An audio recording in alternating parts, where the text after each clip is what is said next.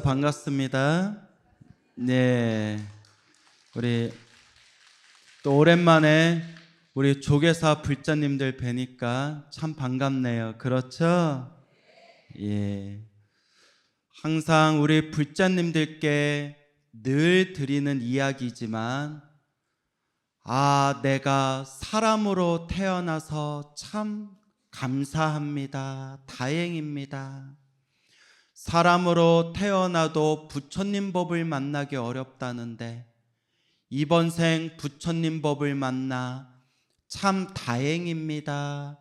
감사합니다. 라는 마음을 항상 마음 깊이 되새기셔야 합니다. 그렇죠, 여러분? 이번 생에 사람으로 태어나 부처님 법을 만나서 감사합니다. 라는 마음으로 자꾸 닦으셔야 합니다. 우리가 절에 다니는 이유가 무엇인가?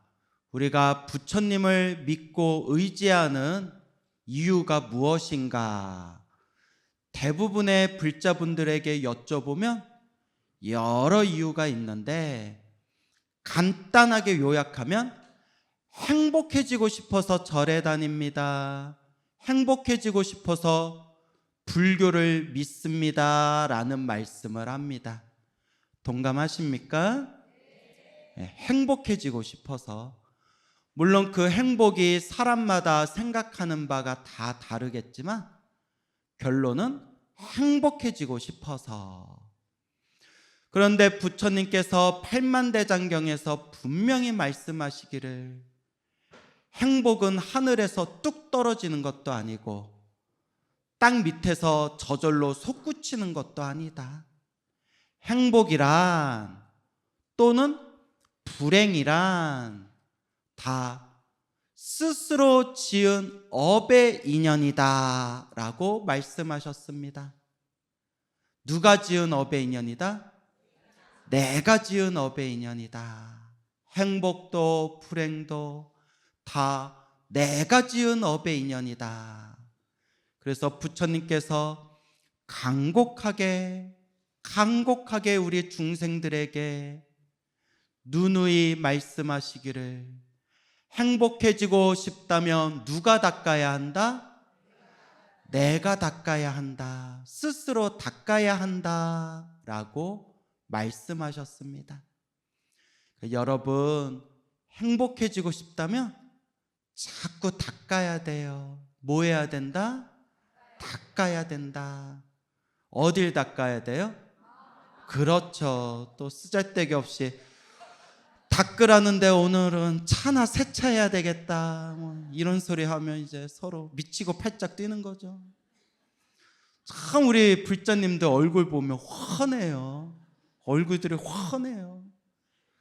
머리도 이쁘고 얼굴에 뭔 화장을 그렇게 많이 바르는지 얼굴들이 예뻐. 옛날 큰 스님들이 하신 말씀이, 야, 니들 얼굴 닦는 거에 반만 마음 닦으면 니들 벌써 다 도인됐다, 야. 아마 예전에 그런 얘기들을 하셨어요. 들어보신 적 있나요? 얼굴에 신경 쓰는 거 반만 마음에 신경 써도 우린 벌써 도인됐겠다.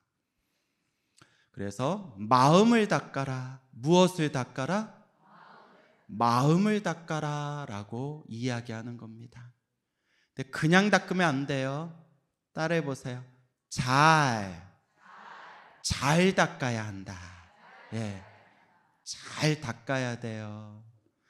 이렇게 절에 오신 것만도 너무나 훌륭하고, 이렇게 절에 와서 부처님께 절이라도 한번 하고 염불이라도 한번 하고 스님들께 이렇게 법문이라도 한 번이라도 듣는 것 자체가 이미 공덕을 쌓고 있는 거지만, 그래도 이번 생 사람으로 태어나 부처님 법을 만났을 때 이번 생 다행이다, 다행이다, 감사합니다, 감사합니다 라는 마음으로 잘 닦아야 돼요. 어떻게 닦아라? 잘 닦아라. 여러분 어떻게 잘 닦고 계세요? 잘 닦고 계세요? 나 자기 입으로 잘 닦는 사람들 치고 잘 닦는 사람들 별로 못 봐가지고 마음 한구석에 불안함은 있지만 뭐 여하튼 잘 닦는다니까 참 고마운 일이에요. 그렇죠? 2600여 년 전 서가모니 부처님 시대 때 어떤 농부가 있었는데, 농부가 이제 소를 끌고 농사를 짓고 있었어요. 근데 이놈의 황소가 농사를 짓다가 소가 미쳤는지, 소가 뭐예요? 소가 미쳤는지, 또 미친 소 하니까 생각나는 게 있는데, 제가 광우잖아요. 눈치채셨어요? 아니 자꾸 미칠 광자에 소자냐고. 진짜 한번 사람 미치는 꼴을 보고 싶어서 그런가. 그래서 이제 빛광자에 무슨 광? 그거 햇들 우예요. 무슨 우? 소 아니에요. 햇들 우예요. 그래서 햇들 우. 그래서 이것도 이런 얘기 방송에 나가면 안 되는데, 요 앞에 카메라가 있어서 불안한데 갑자기 생각나서 그런데, 스님들이 공부하고 한여름에 땀을 줄줄 흐르고 있으면 얼굴이 바싹바싹 초췌해지잖아요. 그럼 우리 불신 깊은 노보살님들 중에 스님들한테 자꾸 기름 끼는 걸 먹이려는 분들이 있어요. 스님 먹어야 버팁니다. 스님이 건강하셔야 중생제도 하시죠. 눈 딱 감고 드세요. 그러면 이러면 안 되는데 하면서 또 신도가 차려줬는데 안 먹으면 돼요, 안 돼요? 안 돼요. 어느 보살님이 자꾸 나 좋아하지도 않는데 자꾸 눈 딱 감고 같이 가재요. 어딜 가자고 할까? 같이 가재요. 어디요? 했더니 한우 먹으러 가재. 한우. 나 별로 좋아하지도 않은데 먹어야 힘쓴다고, 먹어야 이렇게 법문하고 강의하시는데, 드셔야 중생제도하고 힘을 내야 중생제도 하시지 않습니까? 눈 딱 감고 그냥 약이다 생각하고 드십시오. 내가 말씀드렸죠. 보살님, 광우에게는 슬픈 전설이 있어요. 뭔데요? 광우는 한우를 못 먹어요. 아니 왜요? 내가 광우인데 어떻게 한우를 먹어요?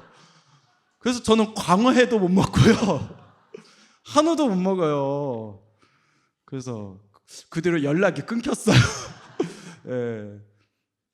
그래서 또 우스갯소리인데, 스님 한우 못 드시면 몸에 좋다는 추어탕 먹으러 갑시다. 추어탕은 괜찮죠? 추어탕이 몸에 좋답니다. 추어탕 드시러 갑시다. 그럼 제가 이래요. 저는 추어탕 못 먹어요. 아니 왜요? 추워요. 이러는. 그 뒤로 이제 연락이 끊겨요. 이제 웃자고 한 얘기예요. 하여튼 미칠광의 소 아니에요. 빛광의 햇들로. 이름 참 좋죠.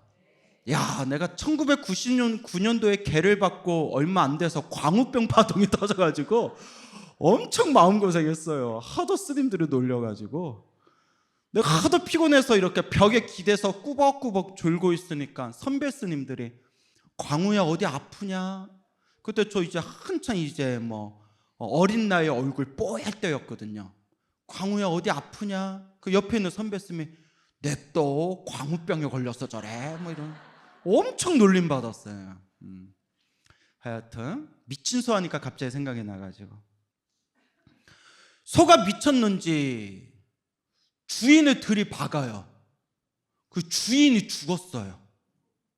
소가 들이박아가지고 주인이 죽으니까 아들이 화딱지가 나가지고 소를 죽여버리려다가 그냥 팔아버리자 하고 다른 사람한테 소를 팔았대요. 아버지를 죽인 소를 팔았대요. 그래서 이 새 주인이 소를 밧줄에다 묶어서 끌고 가다가 목이 말라가지고 소를 옆에다 두고 개울가에서 물을 마시고 있는데, 이놈의 소가 또 물 마시고 있는 새 주인을 등 뒤에서 들이박아가지고 새 주인도 죽여요. 정말 미쳤죠? 첫 번째 주인도 들이박아서 죽이고, 두 번째 주인도 솥불로 들이박아서 죽이고, 사람들이 저 미친 소다. 그래서 저거는 살려두면 안 된다 해가지고 도축을 해요. 목숨을 끊어가지고 잘게 이제 살을 나눠서 시장에서 고기를 팔았대요. 미친 소에 이제 고기를 팔았대요. 소고기가 필요해서 왔던 사람이 고기가 싹 다 팔려나가고 난 뒤에 남은 거 없습니까 주인장 하니까 아이고 고기가 다 팔렸어. 그런데 소머리 남았어. 소머리 하나 남았어. 뿔이 달린 소머리가 대롱대롱 걸려 있는 거예요. 저 소머리라도 주시오. 저 소머리라도 푹 고아서 먹게 소머리라도 좀 주시오. 그래서 마지막 남은 그 소머리를 가지고 이제 등에 이고 집에 가다가 너무너무 피곤하더래요. 소머리를 살았던 이 사람이 너무너무 피곤해가지고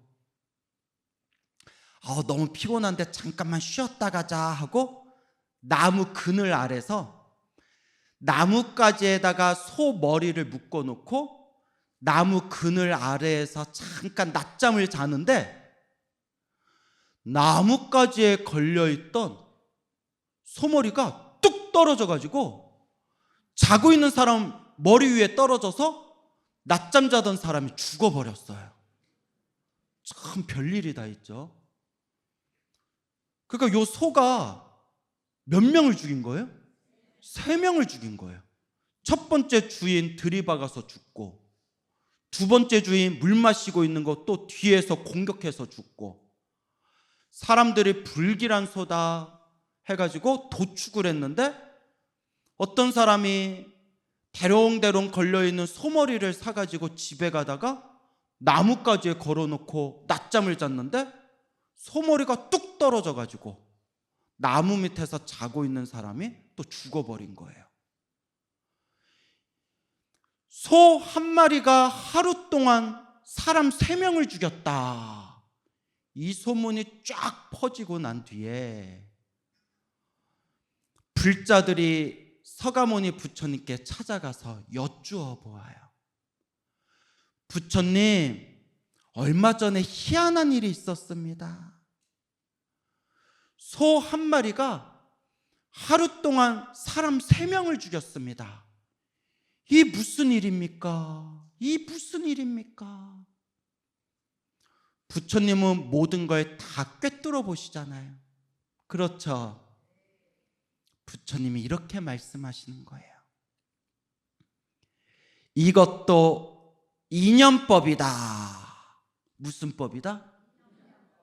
이 모든 것도 서로가 서로 지은 업의 인연이다. 부처님 무슨 말씀입니까? 자세히 설해 주십시오, 부처님. 서가모니 부처님께서 말씀하시기를 수 없는 과거 전생에 이 장사를 하는 남자 3명이 있었는데, 3명의 장사꾼이 있었는데, 이 3명의 장사꾼이 길을 가다가 산속 고개 너머에 어느 주막집에서 하룻밤을 쉬게 되었다.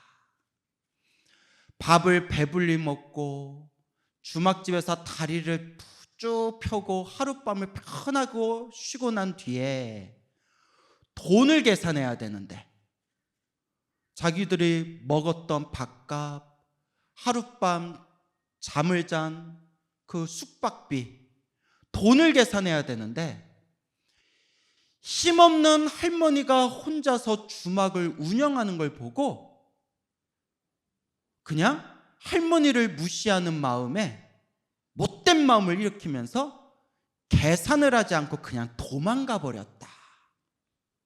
못됐죠? 할머니가 나중에 사실을 알고 나서 그 3명의 장사꾼들을 뒤쫓으며 도둑놈들아 도둑놈들아 밥값 내놔라 밥값 내놔라 하니까 이 3명의 장사꾼들이 나쁜 마음을 일으켜서 할머니를 길바닥에 잡아뜨린 뒤에 침을 뱉으면서 예라이 힘없는 노인네야, 우리가 언제 밥을 먹었다고 밥값을 달라고 하느냐, 악담을 하고 비웃으면서 이 3명의 장사꾼들이 그냥 도망을 가버리니 할머니가 뒤에서 피눈물을 흘리면서 욕을 하기를, 이놈들아 이놈들아, 내가 너희들을 가만두지 않겠다. 내가 반드시 복수하겠다. 반드시 복수하겠다. 내가 지금 힘이 없어서 너희들에게 복수할 수가 없다면 나중에라도 소로 태어나는 한이 있더라도, 무엇으로 태어나는 한이 있더라도, 소로 태어나는 한이 있더라도 반드시 너희들에게 복수하겠다 하면서 할머니가 그 장사꾼들에게 복수를 다짐하며 악담을 하게 되었다. 여러분 눈치채셨어요? 서로가 서로 그 지독한 업의 인연으로 그 할머니는 무엇으로 태어나게 되었고, 소로 태어나게 되었고, 그리고 소로 태어나서 복수했던, 소로 태어나서 죽였던 3명의 남자가 바로 그때 전생에 누구였다? 3명의 장사꾼이었다. 서로가 서로 지은 업의 인연 때문에 이와 같은 일이 생겼구나. 오 부처님이시여, 인연법이 참으로 무섭습니다. 인과법이 참으로 무섭습니다. 부처님이시여, 그대들이여, 불자들이여, 이와 같이 늘 좋은 마음을 일으켜야 된다. 내가 일으킨 마음의 흔적은 다음 생, 다다음 생, 영원토록 그 인연을 스스로 짓고 스스로 받게 되니 반드시 좋은 인연을 지어야 한다. 만약 그 할머니가 내가 다음 세상에라도 반드시 소로 태어나서 너희들에게 복수하리라 라고 생각하지 않고, 전생에 내가 지은 무거운 업보가 있어서 너희들한테 이런 치욕을 당했구나, 이걸로 너와 나 사이의 악연을 끊어버리자, 이것으로 너와 너희들과 나 사이의 악연을 끊어버리자 라는 마음을 일으켰다면 그 할머니가 소로 태어나 사람들을 죽이고 또 다른 나쁜 업보를 짓는 일이 없었을 텐데, 중생들이 이렇게 탐욕과 성냄과 어리석음에 물들어 스스로 무거운 업보를 저지르며 살아가는구나. 불자들이여, 불자들이여, 늘 착한 마음을 내어야 한다 라고 부처님께서 간곡하게 말씀하시는 내용이 팔만대장경에 자세히 기록되어 있습니다. 여러분, 이 인과법을 믿습니까? 이 인연법이 이렇게 무섭습니다. 수많은 신도님들을 만나 뵙게 되고 수많은 불자님들이 저한테 찾아와서 스님, 스님, 감사합니다, 감사합니다. 어느 노보살님께서 눈물이 그렁그렁 하시면서 광우 스님 감사합니다, 감사합니다. 왜 그러세요 보살님? 왜 그러세요 보살님? 제가 평생을 남편 때문에 가슴에 상처를 안고 저 인간 언제 죽나? 저 인간 언제 죽나? 왜 이렇게 나를 괴롭히나? 왜 이렇게 나를 힘들게 괴롭히나 했는데, 그것 때문에 화병이 생겨서 몇 년 동안 한의원에 다니면서 침도 맞고 뜸도 떴는데 스님 법문 듣고 화병이 사라졌습니다. 스님 법문 듣고 화병이 사라졌습니다. 아니 왜요? 왜 제 법문 듣고 화병이 사라지셨는데요? 스님 법문 듣다 보니까, 자꾸 스님 법문 듣다 보니까 내 업이었구나.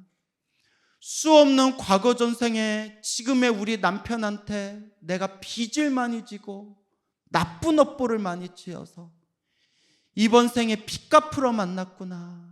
이번 생에 내가 빚을 갚으러 만났구나.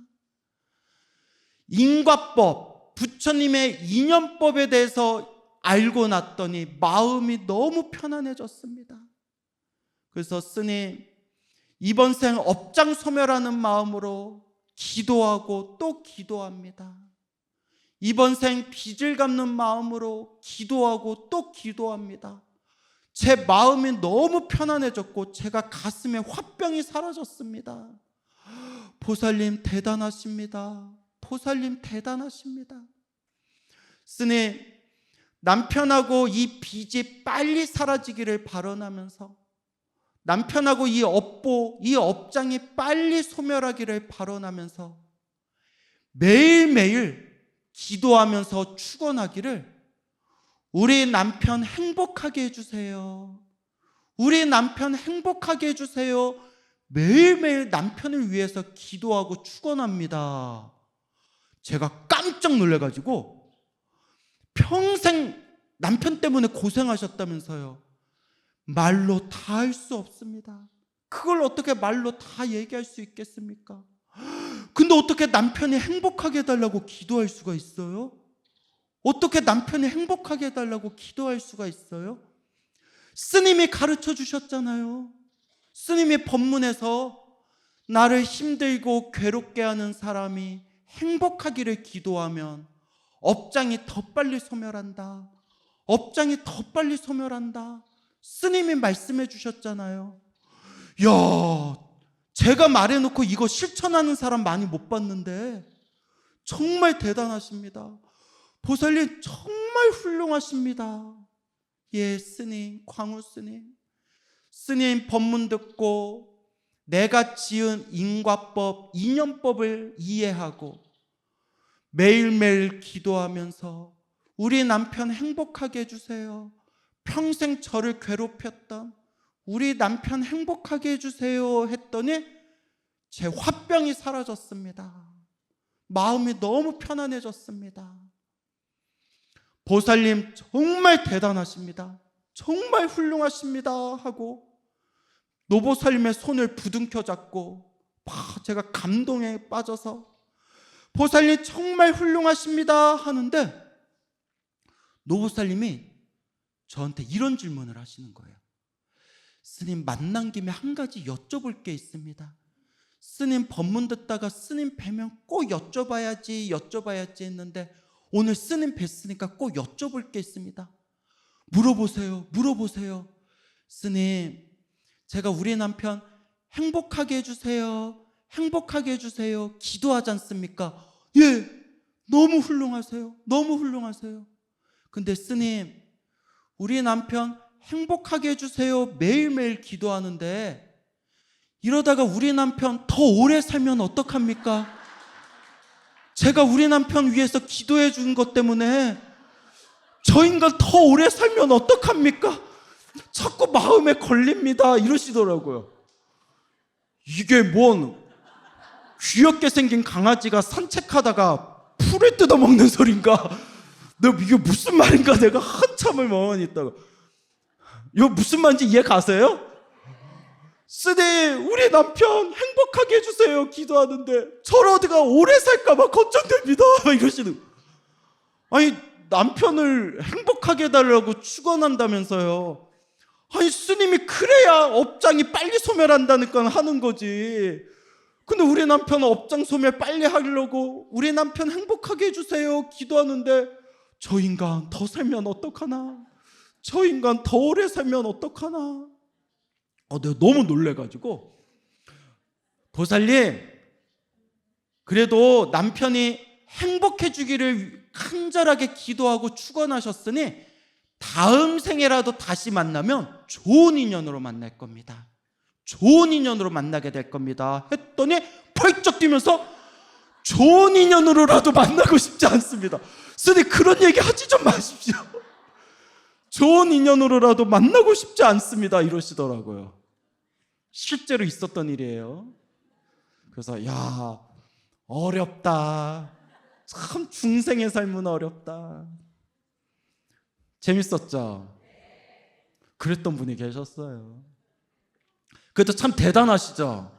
대단한 거예요.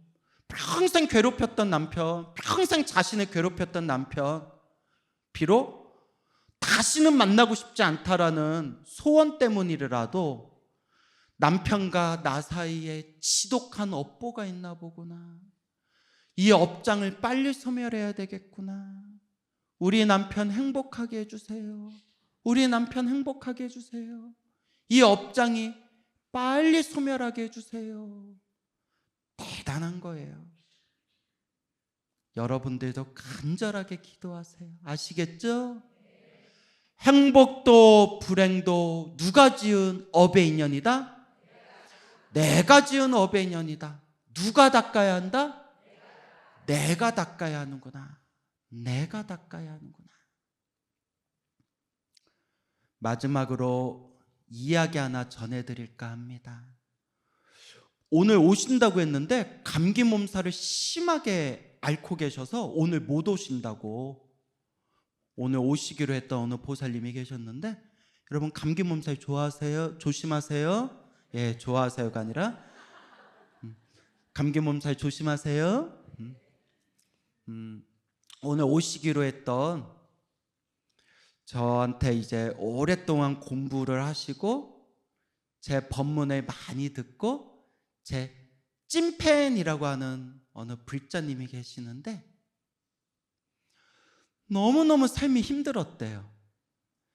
잘될만 하면 엎어지고 또 잘될만 하면 엎어지고 정말 파란만장한 삶을 사셨대요. 너무나 인생이 평지풍파, 정말 풍파가 많아가지고 내 팔자가 왜 이러나 내 팔자가 왜 이러나 하다가 부처님 가르친 공부하고 마음의 평화를 얻으셨대요. 마음의 평화를 얻으셨대요. 무슨 법을 이해하고 나서? 인연법, 인과법. 내 팔자가 왜 이런가, 내 팔자가 왜 이러나 항상 조상 탓을 하고 남 탓을 했는데, 부처님 법을 공부하고 내가 지은 업이구나, 내가 지은 업이구나, 누가 닦아야 하는구나, 내가 닦아야 하는구나, 내가 닦아야 하는구나. 그리고 절에 다니면서 기도를 열심히 하시다가 특히 지장보살 기도를 하셔가지고 엄청난 가피도 체험하셨어요. 그분이 체험하신 가피 이야기를 몇 년 전에 소중한 나 무한행보 소나무라는 방송에서도 그분 이야기를 제가 전해드린 적이 있거든요. 너무 힘들었을 때 지장 기도를 해서 엄청난 가피도 체험하셨어요. 그러다 요 근래의 일인데, 연세 드신 아버지가 악성치매에 걸리셨대요. 몇 년 동안 악성치매로 고생하시는데, 딴 사람한테는 안 그러는데 그렇게 하나밖에 없는 딸인 자기 자신한테, 딸한테, 자기한테 입에 담을 수도 없는 욕을 하고 주먹을 휘두르고 때리려고 한대요. 악성치매. 우리 아버지가 왜 이러시나, 우리 아버지가 왜 이러시나. 그렇게 욕을 하고 때리려고 하고 욕을 하고 때리려고 하는데, 너무 이제 아버지가 너무 무서운 거야. 아버지가 이제 이성을 잃어버리니까, 악성치매 때문에. 어느 날 아버지 방을 청소해 드리는데 아버지 침대 밑에 큰 망치가 숨겨져 있더래요. 망치가. 침대 밑에 망치 숨길 일이 없잖아요. 아버지의 폭력성이 너무나 심해지던 시기였기 때문에 온몸에 소름이 끼치면서 무섭더래요, 보살님이. 아버지가 요새 폭력성이 심해졌는데 저러다 망치라도 휘두르면 어떡하나, 망치라도 휘두르면 어떡하나. 곰곰이 생각해 보니까 어렸을 때부터 아버지 때문에 마음의 상처를 많이 입었고, 나이가 들어서도 아버지가 악성 치매에 걸려서 저렇게 나를 괴롭히시는구나, 저렇게 나를 평생을 괴롭히시는구나. 근데 불자잖아요. 그 보살님이 부처님 가르침을 그래도 제대로 공부한 거예요. 부처님 가르침 인과법에 분명히 말씀하시기를, 아버지와의 이 인연도 누가 지은 업이다? 내가 지은 업이구나. 내가 아버지와 빚이 많은가 보구나. 아버지와 이 나쁜 악연이 있나 보구나. 누가 닦아야 되겠구나? 내가 닦아야 되겠구나.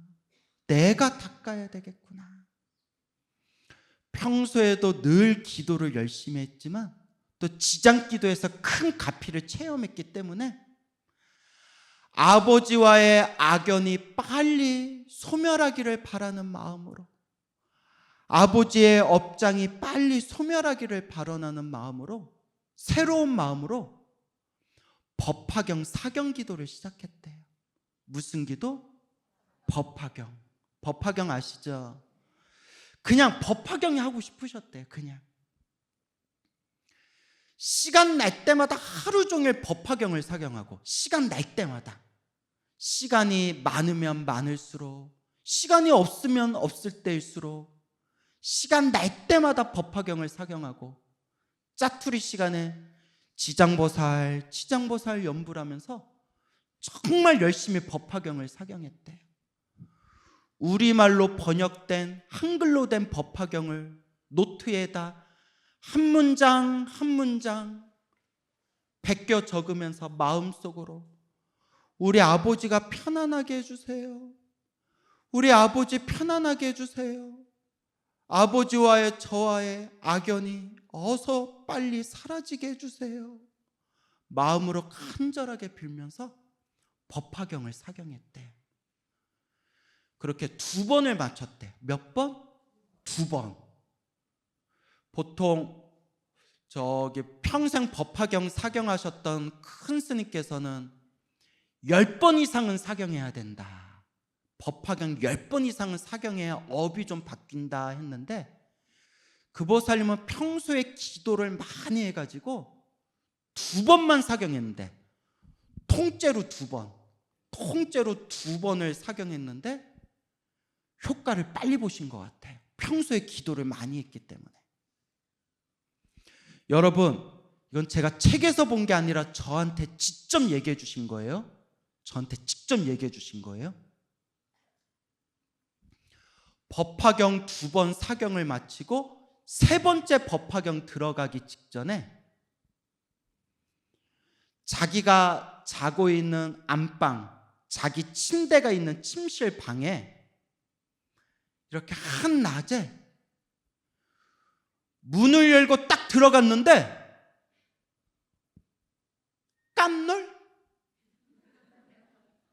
깜짝 놀랐다고요. 꿈이 아니라 생생하게 자기 침대에 무지개가 떴대요. 꿈이 아니라 직접 얘기해 주신 거예요. 또렷하게 무지개가 침대에 딱 떠 있더래요. 무지개가. 어머! 몇 번이나 눈을 비벼가지고 이게 진짠가? 해서 스마트폰으로 딱 찍으려는 순간에 귀에서 제 목소리가 들렸대요. 광우스님 목소리가 들렸대요.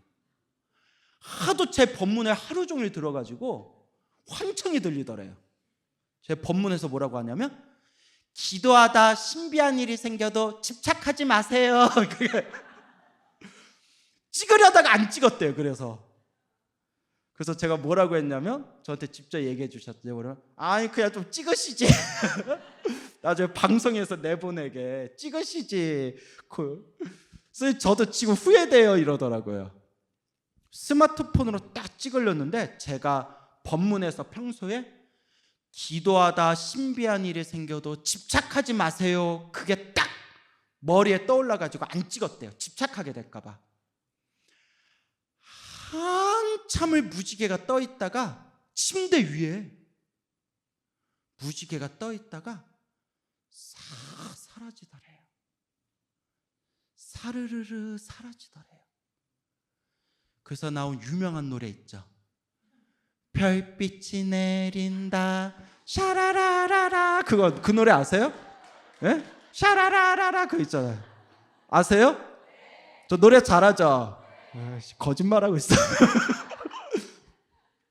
무지개가 사르르 사라지더래. 너무 뭐 어쩔 줄 몰라서 온몸에 막 소름이 끼치고 전율이 일어가지고 꿈이 아니라 생생하게 어쩔 줄 몰라. 이게 뭐지? 이거 뭐지? 이게 뭐지? 하는데 딱 무지개를 보고 난 뒤에 아버지의 악성 치매가 싹 가라앉았대요. 실제로 당신한테 그렇게 화를 내던 모습이 싹 가라앉았대요. 여기까지 내가 들었는데 얼마 후에 소식을 들었는데 아버지가 무지개를 보고 아버지의 악성 치매가 싹 가라앉고 평생 동안 느껴보지 못했던 아버지와의 정을 그 몇 달 동안 짧고 굵고 편안하게 아버지와의 정을 느끼고 얼마 안 있어서 아버지가 돌아가셨대요. 아버지가 세상을 떠나셨는데 그 노인센터에서 갑자기 돌아가셨는데 어떻게 돌아가셨나 CCTV 돌려봤더니 의자에 앉아 계시다가 그냥 아무렇지도 않게 의자에 앉아 계시다가 편안하게 고개가 꺾이면서 그냥 숨을 거두셨대요. 앉은 채 편안하게 가셨대요. 그때서야 저도 느끼고 보살님도 느낀 게 그 무지개가 평생 고생하신 아버지 이제 업장이 소멸하고 이제 무지개 타고 좋은 데 가신다는 뜻이었나 보구나. 그리고 얼마 전에 들었는데 아버지를 위해서 기도 열심히 했을 거 아니에요? 돌아가신 아버지가 꿈에 딱 나타나셨대요. 생생하게 나타나셔서 아버지가 이렇게 얘기하셨대요. 딸아, 이 아버지는 좋은 곳에 태어났다. 이 아버지는 좋은 곳에 태어났으니까 이제 내 걱정하지 말고 너나 잘 살아라. 너 잘 살아라 하면서 아버지가 꿈에서 싹 사라지시더래요. 보살님이 눈물을 툭 떠올리면서 부처님 감사합니다. 부처님 감사합니다. 평생 부처님 은혜 갚는 마음으로 살겠습니다. 믿습니까 여러분? 예, 오늘 여기서 마치겠습니다.